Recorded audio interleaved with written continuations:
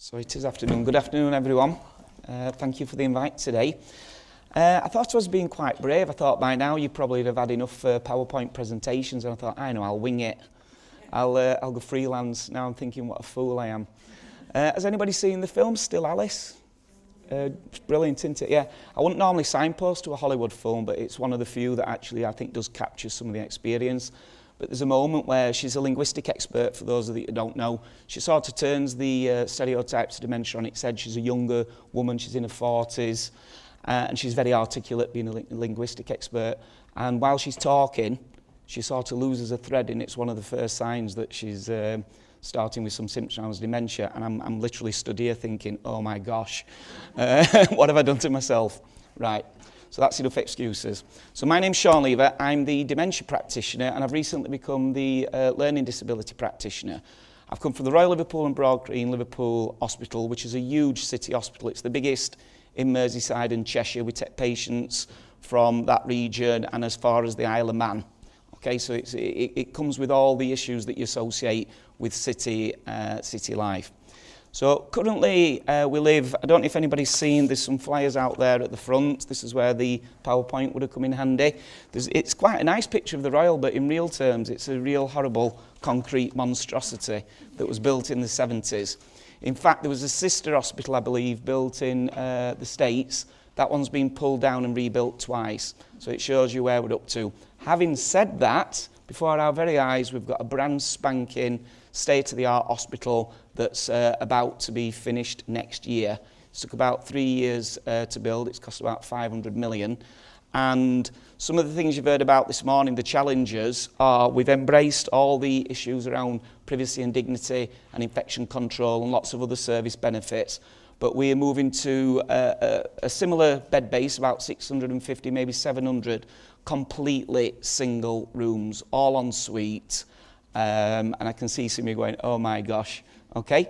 But that's where we're at. So social isolation, supporting patients in a very different way, working and engaging with relatives is key, all right? Now, you've heard a lot about statistics, but out of those 700 beds, about 2/3 of our bed base is currently older people, and up to about 40% of those patients will either have a dementia or a delirium, some cognitive problem, or they're just bored senseless because they've been there for a length of time. They're stuck into the day-to-day running of the wards, and they're becoming a bit mind-numb, for want of a better word.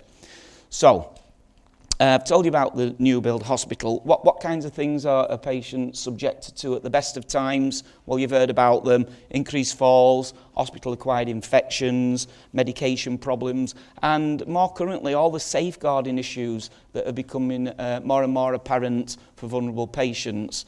So, you know, there's some of the risks that we're going to face wherever we are, whichever build we're in. So I met Graham and Fiona about 2.5 years ago, and I shared the same scepticism initially. You know, is there going to be this all singing, all dancing unit that solves so many problems? So I entered into it with an open mind, but I thought, well, you know, how is it going to work? So we had some demonstrations, we got fantastic support in terms of any events that we had within the organisation. Our dementia service really took on a pace about 3 years ago as well. So it was getting that message out to everyone, because the culture that had to be changed was, well, what's the point in diagnosing someone with dementia? Because what can we actually do? If someone's agitated and confused in an acute setting, there's not a great deal we can do there either, other than some of those older style support systems that you heard about, close observations, or constantly telling someone to sit down. Is probably the most frustrating thing you can ever do to anyone, especially with those kinds of symptoms. So we've been using the unit for about a year and a half. We've used it. I started writing a list because I thought it might be helpful for us to list, not having any PowerPoint slides as well. So elderly wards, obviously, orthopaedic, AMAU, accident and emergency. Some of these places are where patients are sat and they are being triaged and they are still waiting. They're waiting long lengths of time. They sat down, they're getting frustrated. The first impressions of the hospital are quite negative. Why are we waiting? Why are we waiting? So we've actually used the unit right at the very first entrance into the hospital while patients are sat down in the waiting areas, and we've got them to start writing their life stories, coming out with a little A4 sheet with some of the information, non-clinical information, that actually really complements all the clinical information. I would argue in some cases it was more powerful than the clinical data that we were collecting through the traditional assessments. So we've used it in those areas there.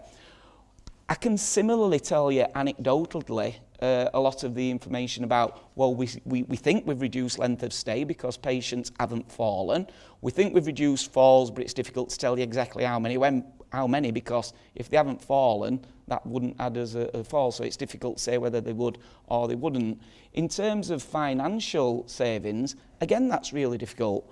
As a clinician, as someone with a potential loved one with dementia, I'm not overly that bothered, but I understand what Danielle's saying about in clinical environments, in hospital, you have to get your business head on.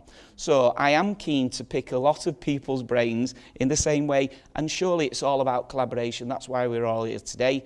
Service users, people with dementia and carers want us all to be singing from the same hymn book. They don't want little different variations. Wherever they are, they want to be supported in similar ways. So I had to integrate this idea that we had this fantastic little unit that was providing all these types of therapies that appeared to be having great outcomes. So the way I sort of tried to pull it together, and we talked, somebody mentioned training and education around dementia earlier, was within this information pack. Can everyone see that? I'm sorry, it's a bit small.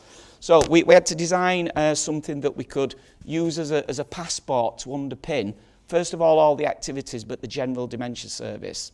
So the idea is that this is not a medical document. It belongs to the patient, often the carers. And as I say, as soon as they come into the hospital, they're given this pack, which highlights the use of the digital reminiscence therapies and the activity units. So we chose a tree logo. Don't want to reinvent logos, and I can see some people have got forget-me-not flowers. There are actually some copyrights attached to them. You have to buy into those types of training. And when I came into post, we didn't have funds. That when you want something, you have to see where you can get that funds from and get creative.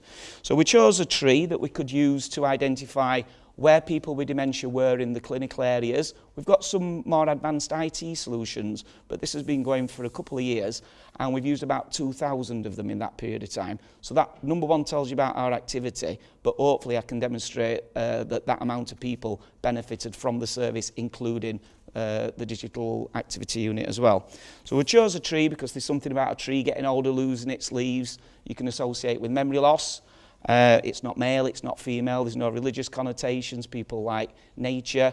I presented it to a group of healthcare assistants, and one of them pointed out how clever I'd been using the different coloured leaves for the different types of dementia.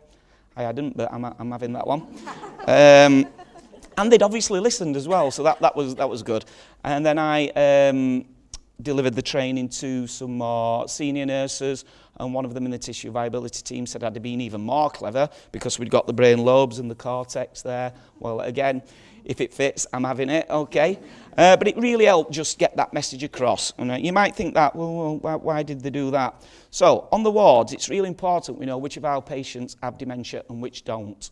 I'm not in favour of labelling any patient, but I am in favour of identifying where patients who are vulnerable, who need extra kinds of care, extra kind of support, different types of therapies are.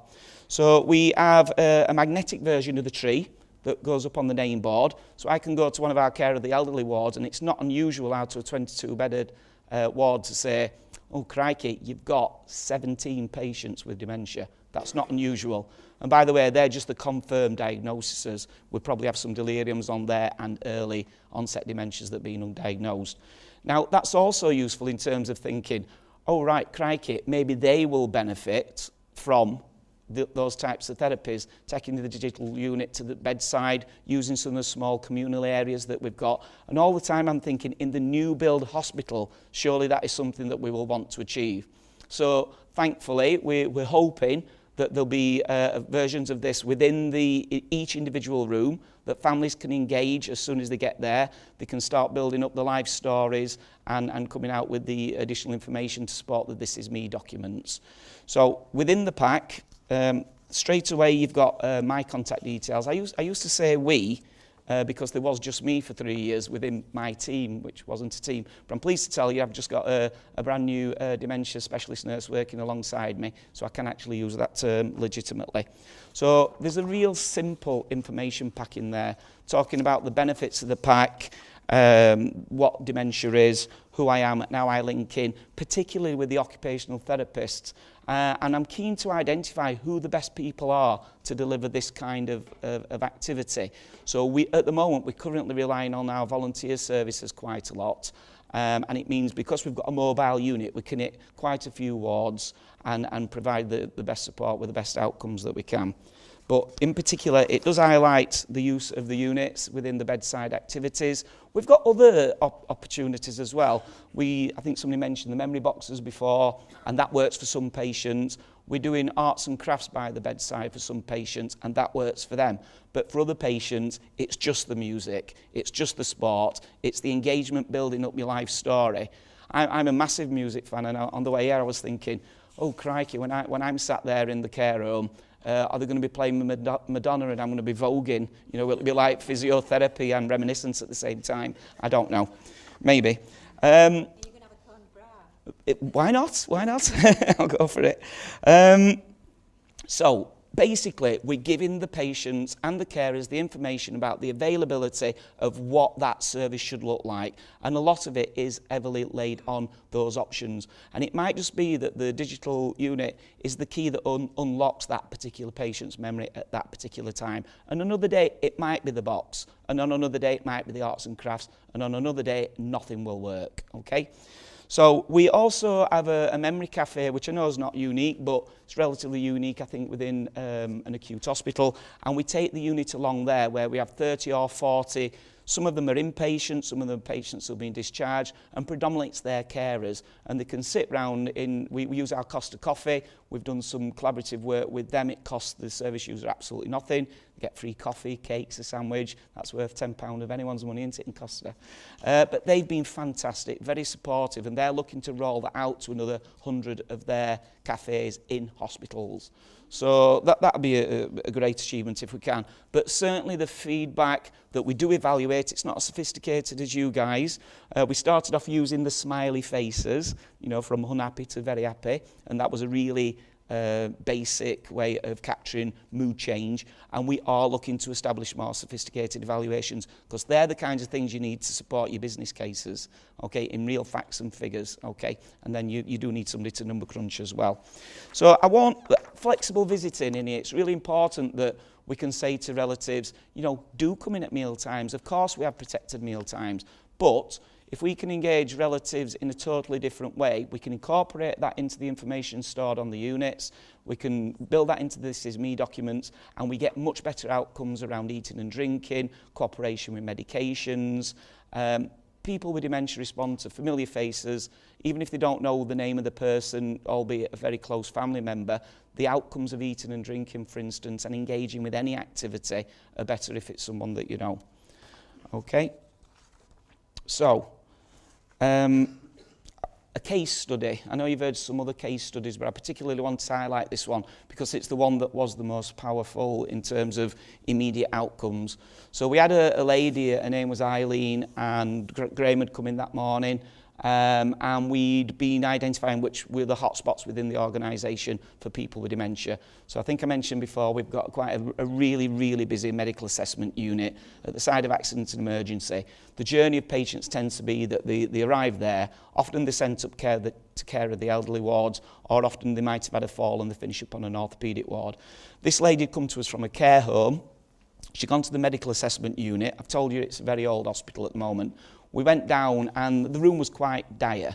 If I can explain the scenario, we walked in, there was a small thin window at the top of the back of the room, no other outside windows. I think there was 8 patients in the room, there was a ward round occurring, the nurse was trying to hold the ward round together, there was somebody trying to climb out to one of the beds in the corner, who we found out had a dementia later, and one particular lady who'd come in with a suspected bleed. the ward around the doctors and the nurses, and particularly the phlebotomists, were really struggling for her to cooperate. Now, obviously, if she was actively bleeding, that would have had large implications in terms of clinical outcomes. So Graham was very brave, and we went down there and we took the unit. As I say, we just rolled it down there. It's on wheels. It's brilliant. Took it to the bedside of this lady, and initially she still wasn't having any of it. I don't know if it was Graham who put her off or me, but she wasn't over keen on seeing either of us. And we turned the unit on. And what's fantastic is, I think somebody mentioned about the localised photographs that you can store on there. We had pictures of Liverpool, and she was like, get that away. I won't use some of the language that was used. Get that away. She'd previously nipped nurses and pushed people away, and she'd been relatively challenging in that perspective. So as we started flicking through the photographs, she still wasn't interested, but then one caught her eye, and it was a photo of Albert Dock. And she went, oh yeah, Albert Dock, I used to go down there with my sister. She worked in the Q&R building. She went, oh, did she? She went, yeah, something to do with that Titanic. So straight away, this rich history was starting to come out. She still wasn't happy, by the way. She went, oh yeah, we used to go down there all the time. What else is there? So straight away, we knew we'd got her. Okay, she was engaged. We didn't know how that session would turn out, but to cut a long story short, basically, as we worked our way through, there was photographs inevitably of the Beatles, as you would from Liverpool, and it transpired that she used to get up on the stage with the Beatles at the Empire, the same as I think Cilla Black used to do that, didn't she? Bless her soul. And she'd sang with the Beatles. Believe it or not, she was singing Let It Be within, I think it was about 25 minutes, maybe half an hour, this session, and she was in a completely different space. It was almost like she'd zoned the entire ward out and everything that was happening in there, and she was just focusing on the unit. To cut to long story short, again, she was more cooperative, not fantastic, but she did cooperate with a phlebotomist. They took her blood, her HB was fine, there was no clinical indications to keep her in. That lady went home the same day. So clinical outcomes are what my organisation do listen to, and it could have been a very different story. She could have finished up transferred up to another ward. She could have picked up an infection. She could have had a fall. She could have been subjected to, the risks that we're all subjected to. So I hope you can agree, that was a good outcome. Just one other quick case study within our memory cafe. We had a gentleman whose daughter was really, really distressed. He was coming towards a severe stage of dementia, and he'd stopped talking, basically. So with using the reminiscence photographs again and some of the music therapy, some of the older Mersey beat music, he became more interested, and he also picked up on one photograph that I wouldn't have stood out to me, but it was an older style boat with chimneys. I don't know if I'm explaining that very well, but he immediately recognised the different colours of the chimneys that represented the shipping lane that particular boat used to sail, and he was an ex-seafarer. So his daughter told me that following that one session, he never stopped talking about, not constantly talking, but he referenced it all the way home. A few weeks later, she sent me a photograph of him being out and about at another group session where he was at a sanctuary with a bird of prey on his arm, and he was just a completely different animated person. Now, I'm not saying that would work for every patient, but hand on heart, it worked for the patients that I'm telling you about there. So, moving forward, I think financially we need to, put as money where as mouths is. We need to have a strong business case. We need to continue to evaluate it and make it more robust, the evidence. I think it's a lot to do with working together and sharing each other's experience and appreciating that we're going to be seeing more and more dementia patients, not less, in those acute settings. So that's where we're up to now. I hope that was some insight for you. Any questions? You said earlier that you had, on one ward, you had 17 patients with dementia. I'm just wondering how you're coding that, how you're capturing that information, because certainly our experience here is that whilst we might have some sense sometimes that people have dementia, most of the people who do haven't either yet been diagnosed or coded.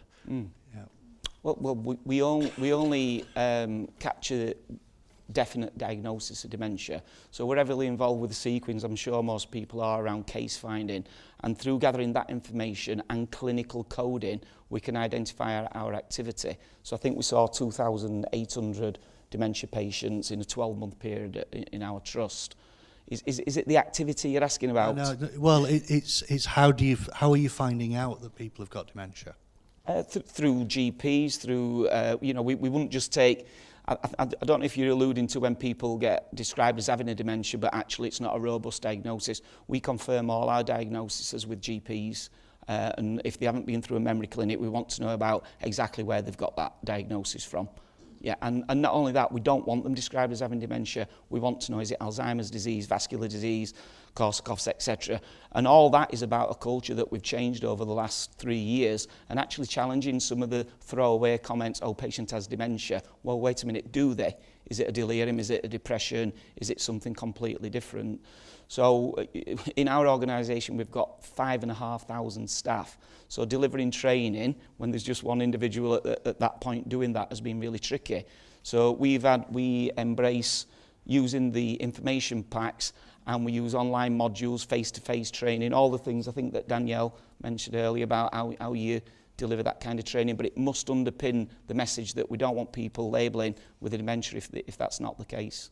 I'm thinking more it's that you've got to have good mechanisms for coding, yeah, so that you can deliver stuff like this. Yeah. Exactly. If you're just suspecting that people have dementia and you're circulating it Yeah. out, it won't have the same impact. Yeah. But yeah, by capturing that information and being very clear who Yeah. you've got, then you can deliver things. And it's one of those examples of where the diagnosis actually opens up the door to support, isn't it? Yeah, I mean, if you're just wanting to evidence the dementia-related benefits, what I would say is, even if it's not a dementia and it's a transient delirium, even if it's someone with learning disabilities, or quite often where we take the unit into a room for the person with dementia, it's other people without dementias that also want to engage because they're curious and we're all social creatures and they want to be involved. Sometimes they just feel like they're missing out on something. Why is that patient getting that particular activity and we're not? But I don't think there's many people in the trust that wouldn't benefit from accessing the activities. No, it's like what's good for people with dementia is good for people. Exactly.